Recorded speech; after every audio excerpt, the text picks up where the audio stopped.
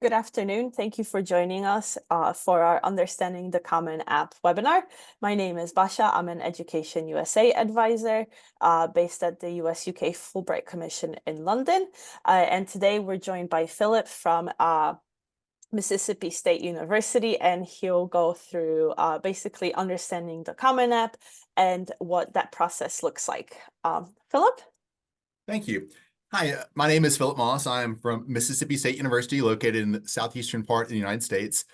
Today, we're going to walk through the Common App. I'm going to give you a quick points for some international students and just show you what a Common App looks like. I have a high school senior myself, and he has given me full permission to share some screenshots from a Common App to show what it looks like. Of course, my son is a U.S. citizen, but I'm going to point to a few places where international students need to be aware of things to click on and things to know. So hopefully we will all get a little bit more better understanding of the Common App after this presentation. At the end, I will share my contact information. Today, I will not go into Mississippi State very much at all. But if you're interested in Mississippi State, I'll share my WhatsApp and email at the very end.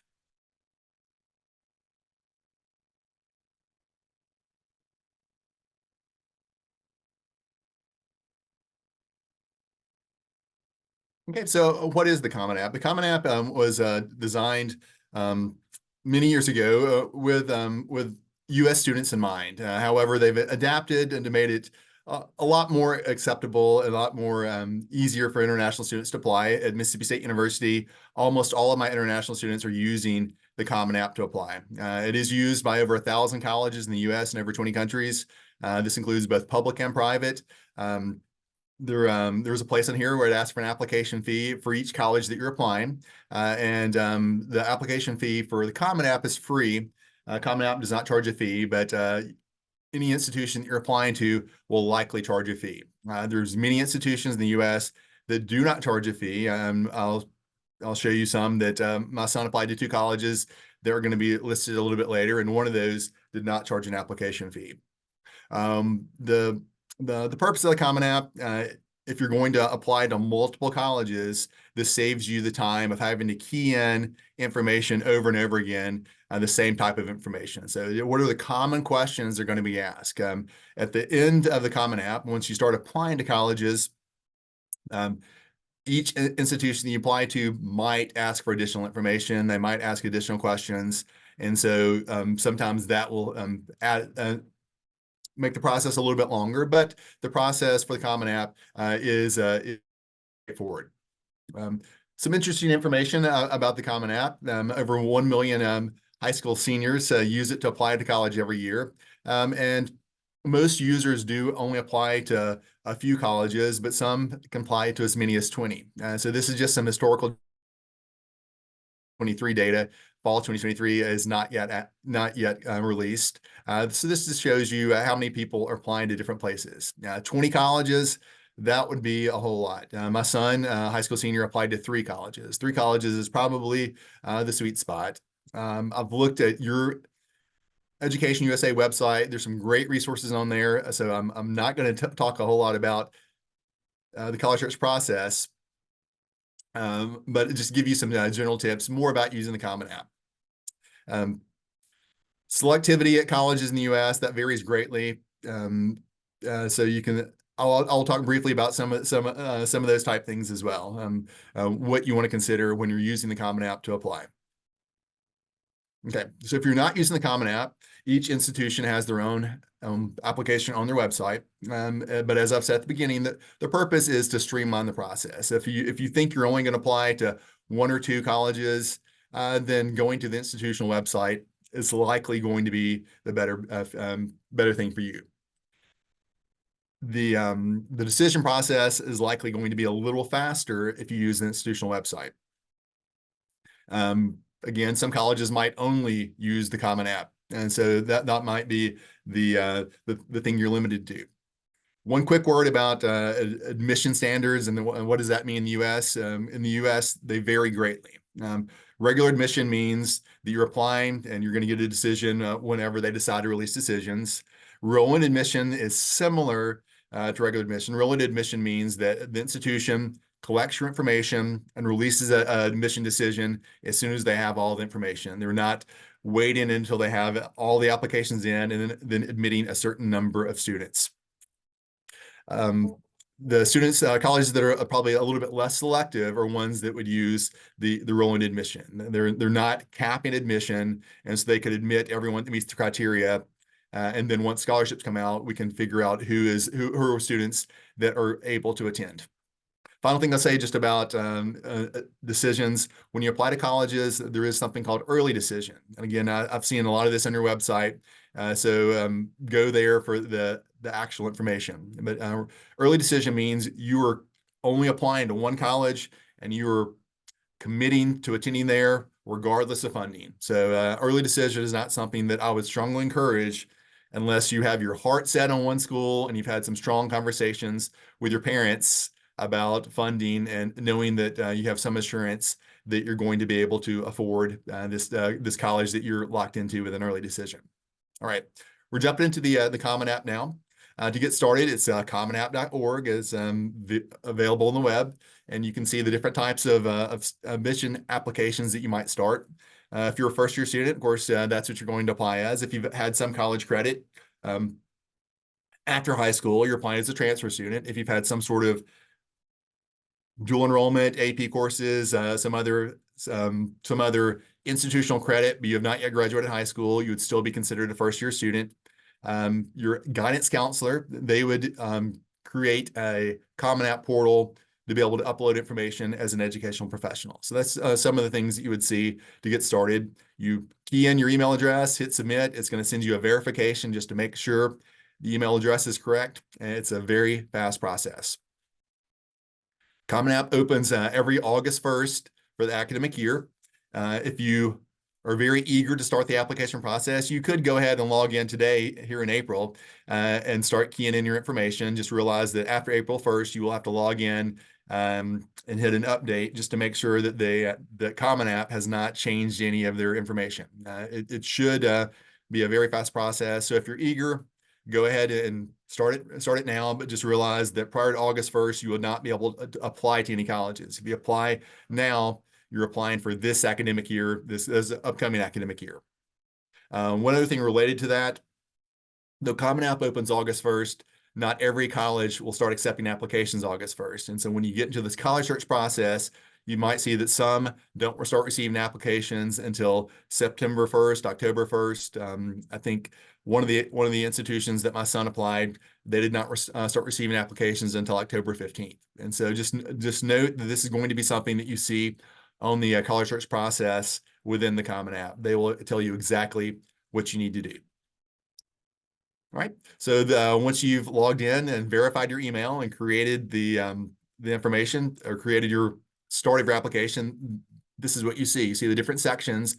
We're going to walk through some of these sections just to see what it looks like and make sure that you are understanding everything you need to key in. My son is Philip Jr., so you can see his information there. I've blacked out his email address. There is a help screen on every page in case you feel like I am running into problems. I'm not sure exactly what I'm doing. The help screen is very helpful. All right. First is a profile where you're keying in your name, email address, all this good information here. For international students, towards the bottom of here, and unfortunately, I don't have a screenshot of this. It asks your country of residence. And of course, you indicate your country of residence. Then the next question asks permanent resident. This is very confusing to a lot of people. A lot of people assume that it's referring, am I a permanent resident of the country I just listed? It seems logical that that would be the question. Unfortunately, permanent resident is asking, are you a permanent resident of the US? So here you would click no. That would be the main thing I want to make sure students realize. I think I have had to help students correct that dozens and dozens of times this academic year. So just make sure that when asked permanent resident, that you say no, you're not a permanent resident because it's asking, are you a permanent resident of the US? The profile is pretty straightforward other than that permanent resident question. And so make sure that you take the time, make sure everything is spelled correctly. All right. Common App fee waiver. So when you're before you even get to the applying to colleges, you can say, would you like to apply for a fee waiver? Application fee waivers vary greatly among the US. As I said at the beginning, some colleges charge no application fee. $40, $50, $70, even more might be some application fees that you might see to US colleges.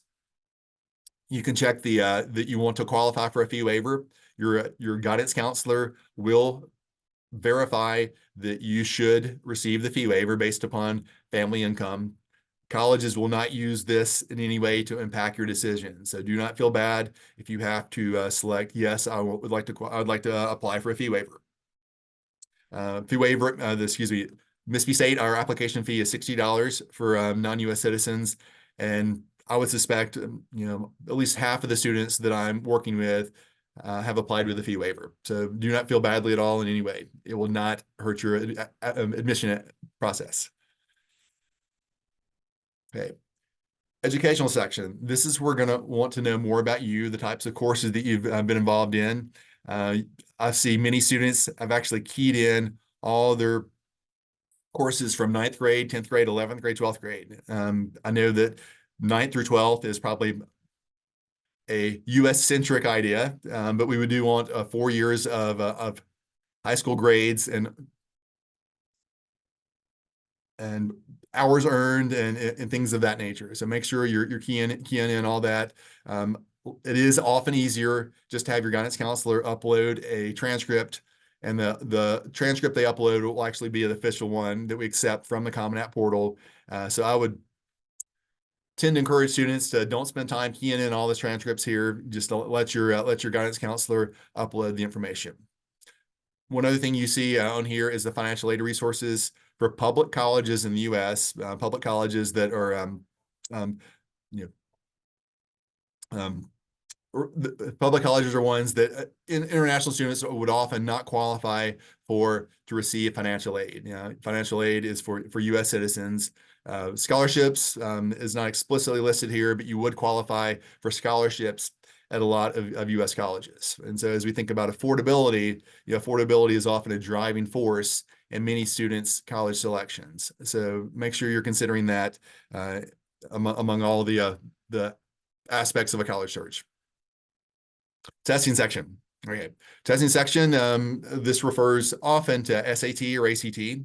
For my international students from many non-English speaking countries, this would include any of the TOEFL, the Duolingo, the IELTS, or any other language proficiency test that might be out there. All right, test optional. Let's mention a few things about that. Test optional among US colleges became very popular about 3 years ago as COVID was severely affecting the world, affecting students' ability to schedule a test, students' ability to take a test. And so if you qualify, or if you would like to apply test optional, if you have a lower SAT score, then you can certainly apply test optional. Most colleges for the past 3 years have been test optional. I've heard some colleges in the US starting to transition back to requiring tests. At Mississippi State University, we are test optional. I do not see us changing that. Mississippi State, unlike a lot of other colleges, we actually even have some test optional scholarships. So scholarships available to students that are not able to submit test scores. Typically, scholarships will be stronger among colleges or when you submit ACT or SAT scores, but realize that that there could be some opportunities if you don't have official test scores. Okay. International applicants, this is some of the stuff I just mentioned. Often I see students wanting to upload copies of SAT within the Common App, and that's certainly okay to do. Colleges are going to vary how we accept test scores. Some colleges are going to want it officially from College Board or from the testing agency. Typically, you'll probably have to work with your admission counselor to determine the best method to submit test scores. Will we accept a self-reported score? It varies. Mississippi State, we will require official scores from College Board to be considered for scholarship purposes. Language proficiency, of course, it does not apply to students from England, but for our international students, we look at SAT of around 510 to say someone is English proficient. But again, for English students, that would not be a necessary obstacle. All right. Another big section on the Common App is activities. So we have your GPA, we have your test scores. For schools that have selective admission, they're looking at a lot of students that have great test scores, great ACT, great GPAs. And so now how do they determine what else a student is involved in? What sets a student apart? So activities is where you brag on yourself. Tell us all the things that you're doing in school, in the community, in church, jobs you've had, anything that you're doing outside of normal school hours. Common App limits you to 10 activities. In my mind, just listing that you were a member of 10 different clubs is not going to be super impressive. So I would say if you have a bunch of clubs that you're involved in, I would list the ones where you had the most leadership demonstrated. I would list those first. Just a simple, I'm on the roll of 10 different clubs. Like, what did you do? How did you demonstrate that you were an active part of this organization? Tell us more about yourself. Jobs you've had. If you've been working 20 hours a week outside of school, it can be important information. If you're a member of service clubs, all those things could help a college determine who you are as a person and potentially give you a more favorable admission decision. So definitely look at all this and you can work with your admission counselor to figure out what are the most important to include.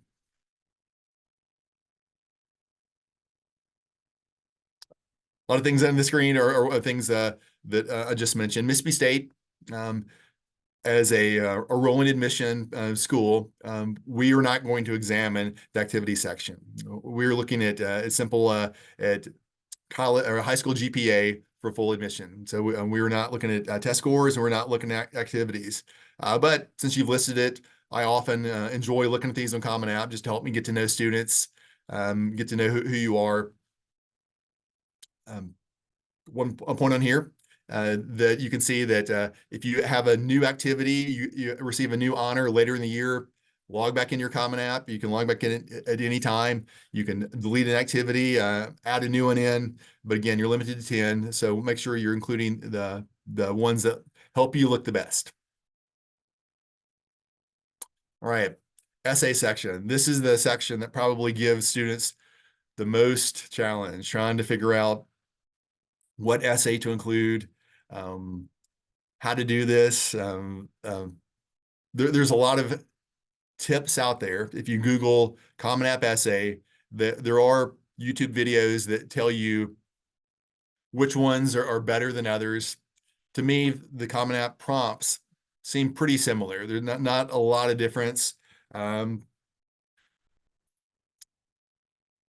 But the essay is going to help us get to know a student as well. Mississippi State, again, is not going to examine the essay section. But for me personally, I found the essays to be fascinating and helping me understand who a student is and helping understand what makes them tick, significant events in their life that have impacted them, helps me understand what type of student they might be at Mississippi State. Again, we're not using this for admission standards, but I think it's helpful for me as a human being just to make connections with my incoming students.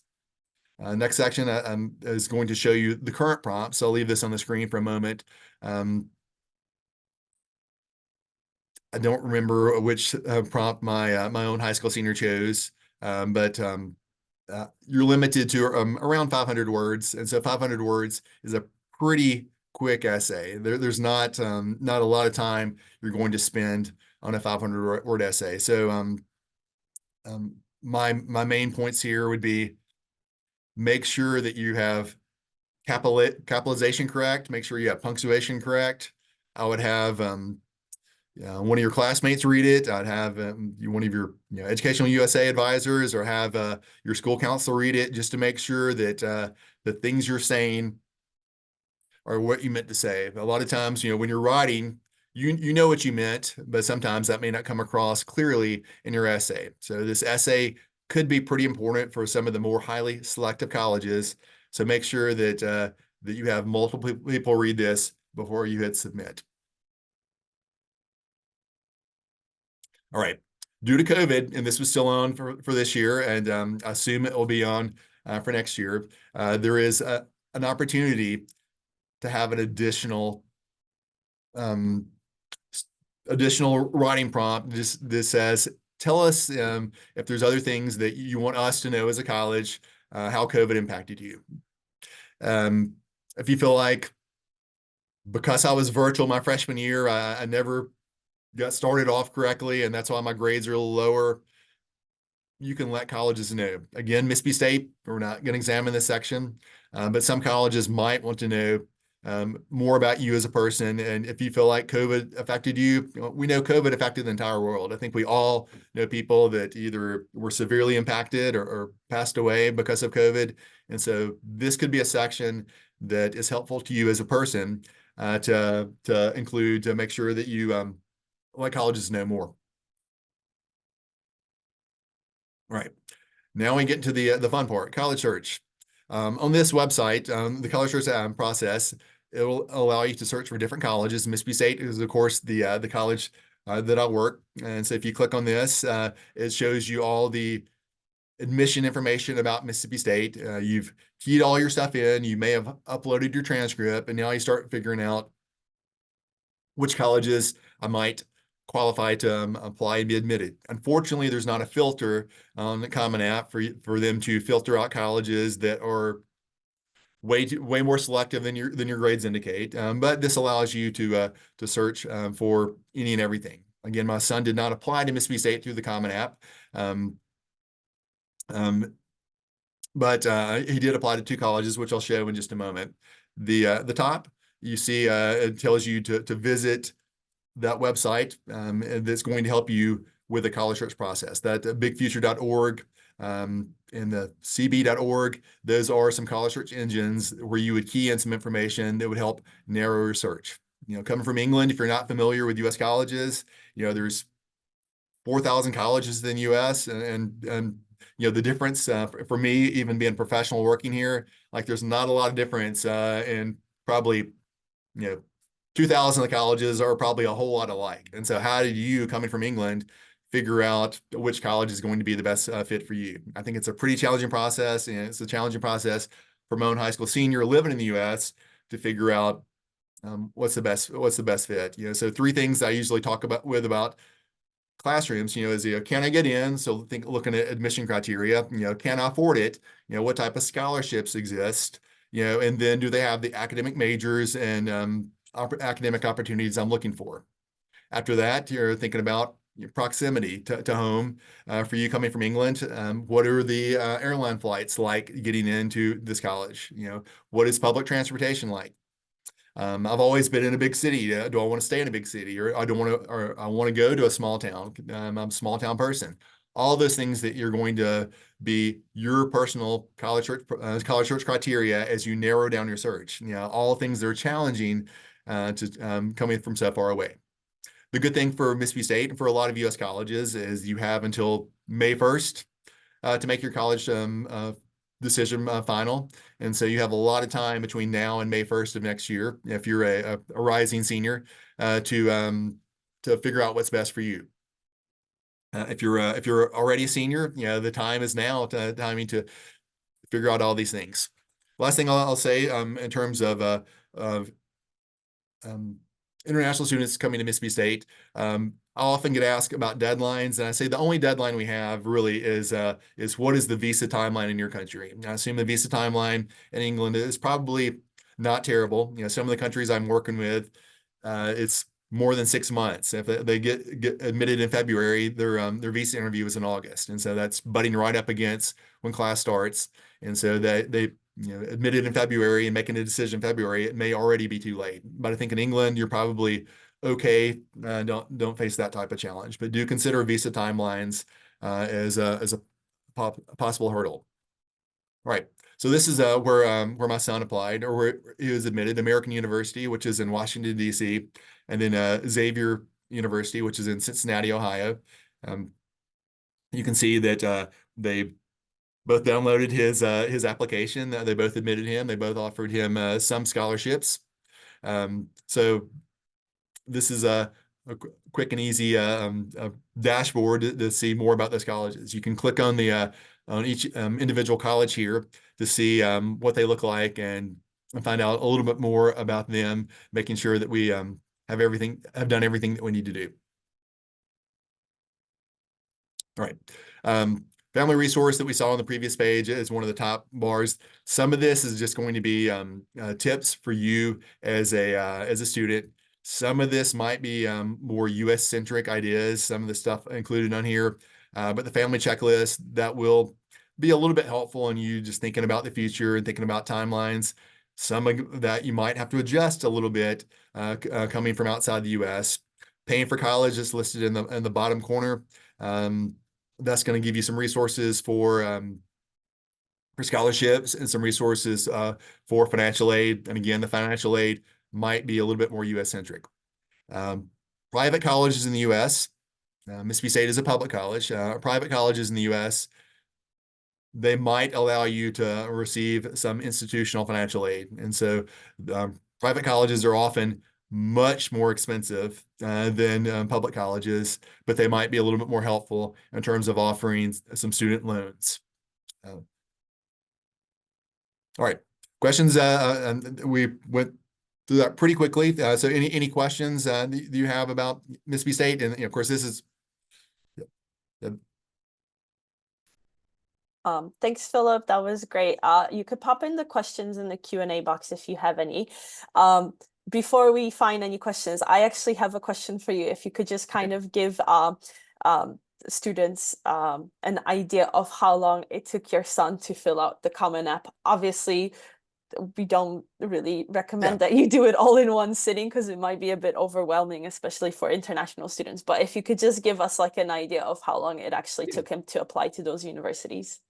Yeah, so to complete the Common App, other than the essay, he probably finished everything in less than 30 minutes.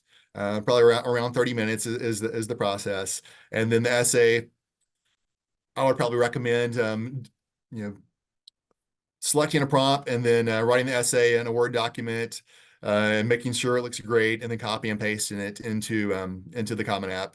And so that the essay, you can take as much or as little time as you want to in this. And I would tend to say, a 500 essay, you're not going to take a month to do a 500 essay, but you should probably take more than an hour to do it. So it depends. But the key and end information, everything is pretty straightforward and quick. That's great. And then just out of curiosity, did your son have any supplementary essays that he had to answer for those two universities, or was it just the Common App one? Just the Common App is all he answered. He did not include any COVID information, though he was home for a year for ninth grade. He was virtual for ninth grade. He did not choose to include that. His grades were very strong, so he did not feel like that would be a helpful thing to include. And just for the people that are on here, when Philip says about 9th through 12th grade, that's the equivalent of years 11, 12, and 13. So those are your year 10 through 13 in the UK. So those are your GCSE grades and your A-level predicted scores as well, or the equivalent. So that's S3 to S6 in Scotland. And I apologize off the top of my head, I don't remember what the equivalent of Wales are, but it's basically your GCSE and A-level predictions that you would put on there, and your teachers would do the same with an official transcript. I don't think there's any questions. I don't see any questions.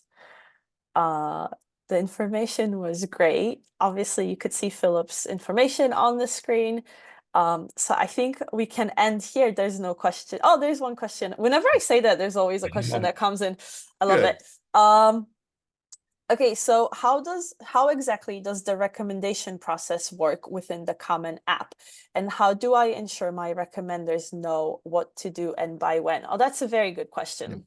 yeah, because I didn't mention that. So there is a section in there where you can include recommenders, and by including their name, you will include their email address, and it will ask them to the Common App will send them an email for them to write a recommendation and upload. It will send them the link that they need, and so select a recommender that you know is going to say good things about you. I think colleges know that ones you select are going to. You're not going to select someone that's not going to say a good thing about you. So it's don't remember exactly which section that it's included in, but it's towards the front. You will include their email addresses, and it will send them an email directly. Yeah, I believe it gives you two options. So you have an option for like a counselor, which in England we don't have, but this would be someone like your head teacher that would send in, or the head of school that would send in the transcripts. And then you would have your recommenders, which would write your recommendation letters. And I believe, is it still that you could choose up to three? Yes, I think up to 3 is correct. Yeah. And the way to ensure that they know what to do and by when is it's actually up to the student to tell the recommenders when the deadline for the recommendation needs to be in. And obviously, it's up to the student to provide the correct email on the application on the Common App when you choose your who's going to write your recommendation letters as well. And on that note, I would also encourage you to share your resume with your recommender, just that you're not forcing them to remember who you are. You know, they might have multiple students they're working with. You might have been their best student ever, but sometimes it's helpful for them to have a resume in front of them for them to help them remember and write a appropriate recommendation letter. Yeah, that's actually a great tip. Sometimes they might not be aware of things that you do, especially outside of the school. So yeah, that's a great tip to kind of give them that information as well. Okay, we'll give it a couple more seconds. I'll look at that. Every time I say it, I'm telling you, it's like magic. After submitting my application to one school, can I make changes to my application for other schools? Yes, you can log back in the Common App and change any and everything in there that you want to change. And if you've already submitted to a college, and they've downloaded it, then they may if you have something significant change in there, you might need to reach out to the school directly to let them know you've made some changes to there, because that download process is a one-time process. But yeah, any new colleges that you're applying to, they would just receive the new information that you've edited within the Common App. Yeah, that's good to know as well, just in case you make a mistake in there, or like you said, if you're doing something good, something new, or receive some new honors as well, it's always good to add those. And just a quick pointer that we do have a webinar as well on how to write those extracurriculars, and kind of, because you do only have a 10 space limit for, or sorry, a 10 extracurricular activity limit. And I believe it's like 160 characters to describe what they are. And we do have a webinar on how to make those stand out as well. So it's if you're struggling to see what to put on there, we do have a webinar with information on that as well.